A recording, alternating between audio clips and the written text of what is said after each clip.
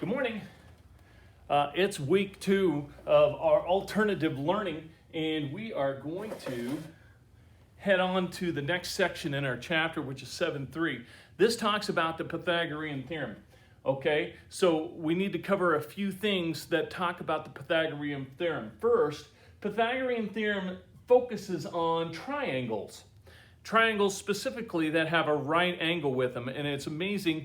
This guy Pythagoras actually figured out that if you have a right triangle, certain things will happen, and among those things is that if you take the square root of the square of one side plus the square of the other side, you'll find that it is the square of the third side.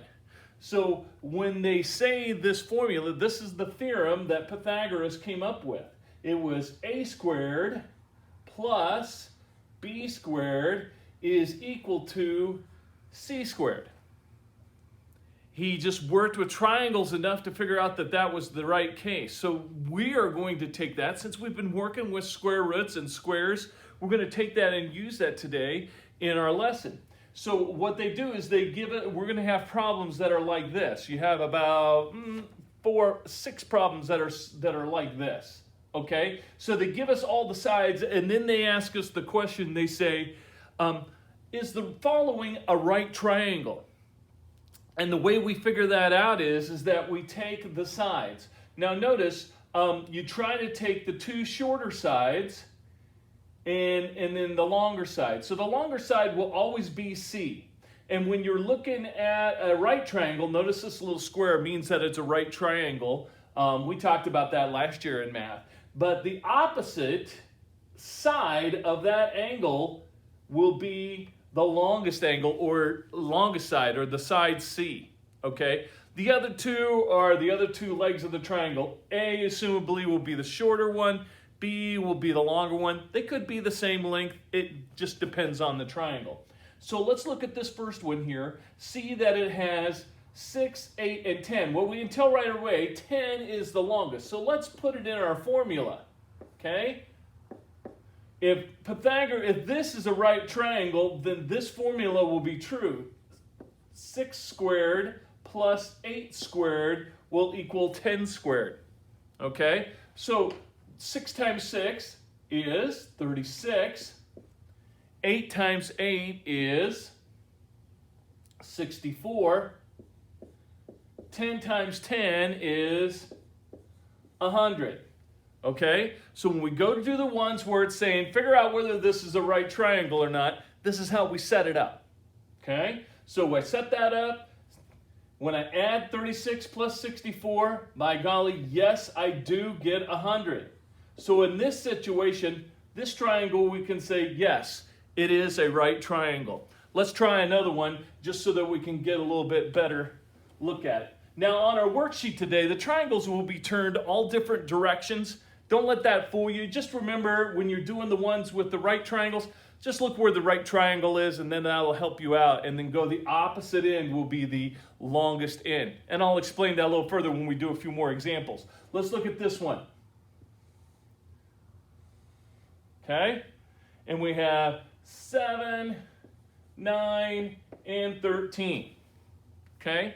So, on these kinds of triangles, once again, see how this one's flipped around?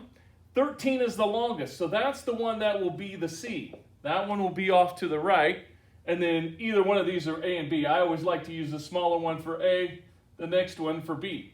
So, 7 times 7, 49. 9 times 9, 81, and then 13 times 13. You may have to do some side math. You can use your calculator on this one, and I'll explain why as we get into the other types of problems that we're going to be doing.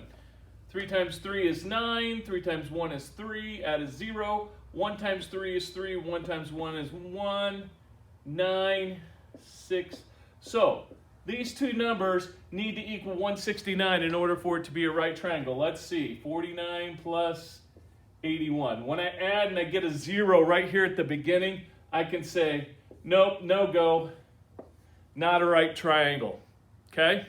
So, on those problems, when you do them, it would be nice if you showed this here on your answer, but you can usually just say, yes, it is a right triangle. No, it's not a right triangle.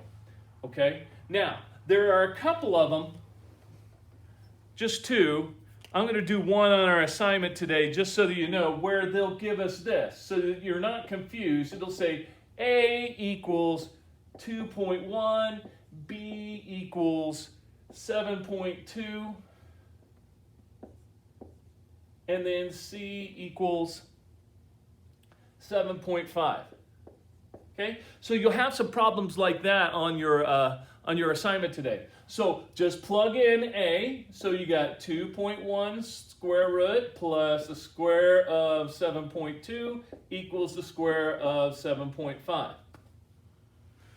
Ooh, kind of dicey. Now this is where you can kind of get your calculator out and use that. You can go 2.1 times 2.1, and I got 4.41. I'm going to try that again. That just didn't look right to me. 2.1 times 2.1. Yeah, I did it twice and it was right. 4.41.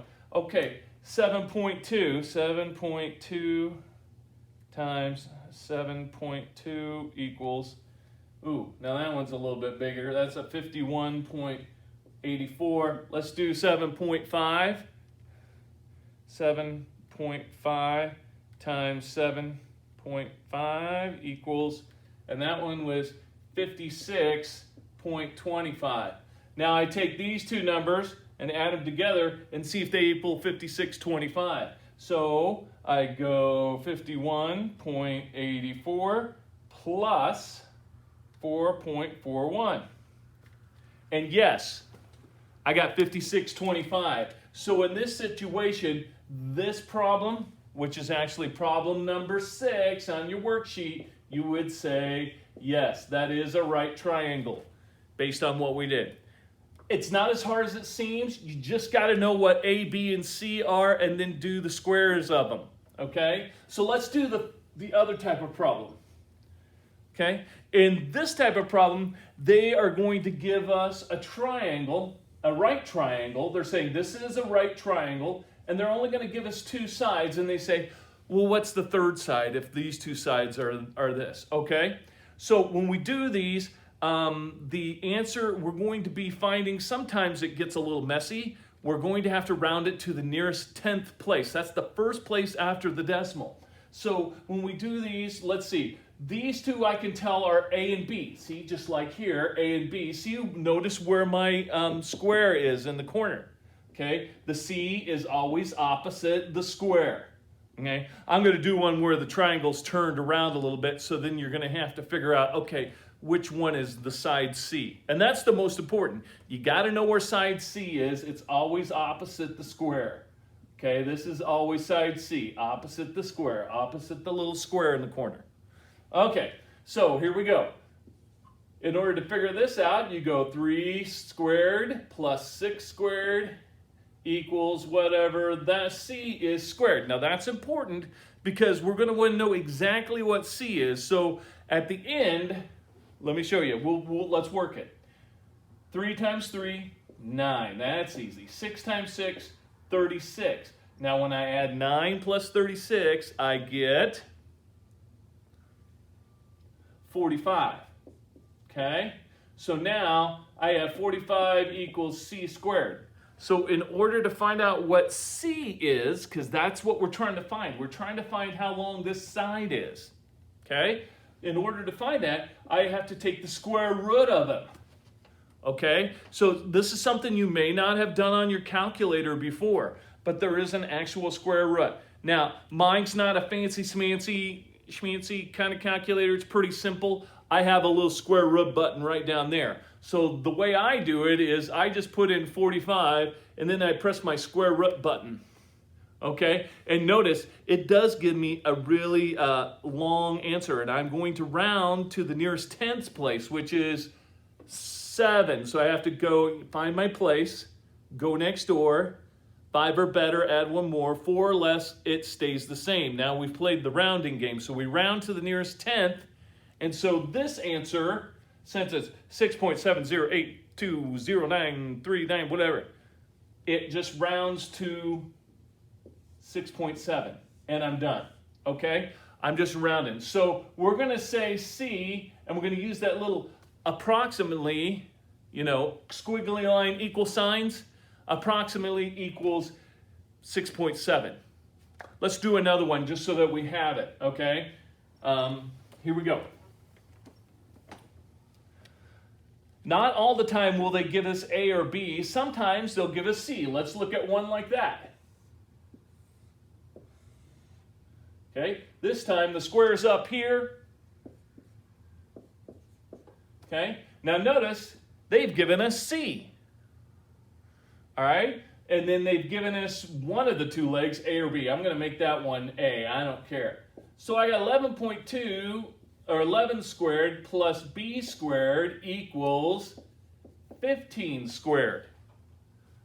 Go ahead and square your numbers. I know 11 times 11 is 121.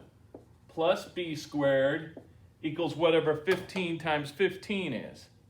Okay, once again, I'm going to cheat, but I think it's 225. That's what it is. 225. So, here's what you do on these. In order to find what B squared is, I got to move this. We've done this before. This is like isolating the variable, right? We're isolating the variable by subtracting the extra number on both sides away. So we subtract, get rid of this number on this side, and then subtract from the number on this side. So I have B squared equals whatever 225 minus 121 is. 5 minus 1, 4. 2 minus 2, 0. 2 minus 1, 1. Now, to finish the problem, I take the square root of both.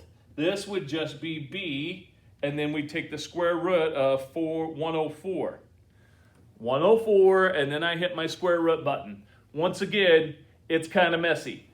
I get 10.19. Now that's important. 10.19. I only have to go to the first two places afterwards, because then this decides whether I round up or I stay the same on my tenths place.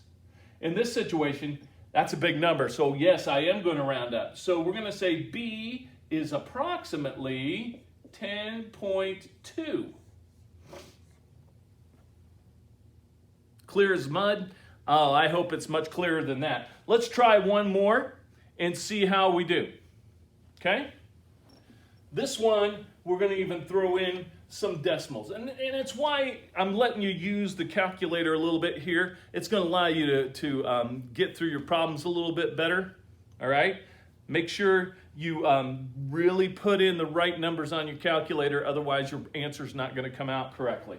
So let's try another one that the triangle's kind of goofed up. Here we go. We're going to make this side 5.6. We're going to make this side 4.4, and we don't know this side.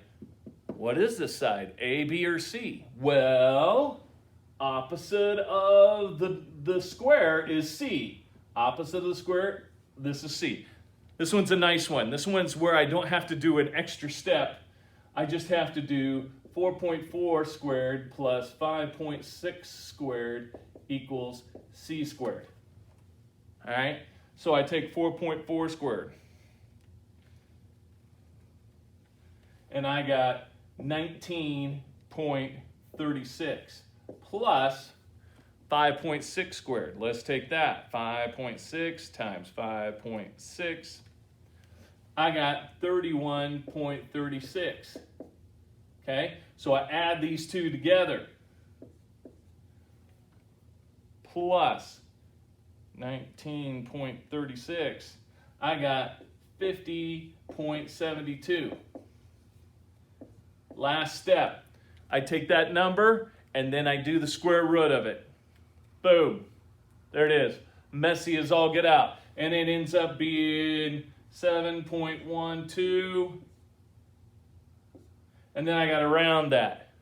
So C is approximately 7.1. We're only going one place after the decimal. That's the tenths place. We round it. It either stays the same number in the tenths place or it moves up one. Okay? It's that simple.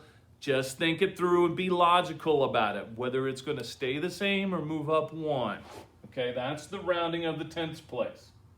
Okay, that's basically the assignment. The most of them you're going to have are going to be like this. Okay, you're only going to have 6 of the other kind that we talked about later. And I sent 2 sheets, all right? The second sheet, all of them are like what we did right here, okay? The first sheet, 7 through 12, you do like this. And then the rest of them, 13 through 22, you do like this. Remember that second problem that I showed you, because you're going to have more of those, how you have to move the number over to the other side when you know what C is, but you don't know what one of the other legs, A or B, is. You're going to have to subtract that number over to the side of C, and then you take the square root. I hope that makes sense. All right? If you have questions, we can talk about this tomorrow on our Zoom meeting, okay? So, hopefully see you tomorrow at Zoom. Don't forget, we meet at 10 o'clock. All right? I'll see you at 10 o'clock Zoom meeting tomorrow. Good luck. Have a good day.